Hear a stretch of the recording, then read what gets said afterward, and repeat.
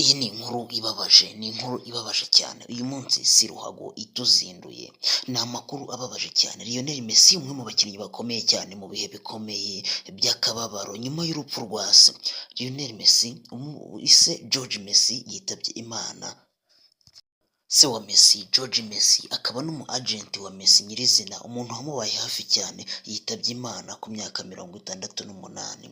Iyi nkuru irababaje yageze ku bakunzi ba ruhago hirya no hino ku isi, cyane cyane abakunda Lionel Messi, umwe mu bakinnyi bakomeye cyane mu mateka y'umupira w'amaguru kuri iyi si. Ariko uyu munsi ntabwo turi bwibande ku bikombe yegukanye, ahubwo ni urupfu rwa papa we Lionel Messi. Papa we yitabye Imana ku myaka 68, akaba ari umugabo umufashije cyane, akaba ari umugabo wamubonye azamuka, akaba ari papa wenyine mu nda, birumvikana. Iyi ni inkuru ibabaje cyane.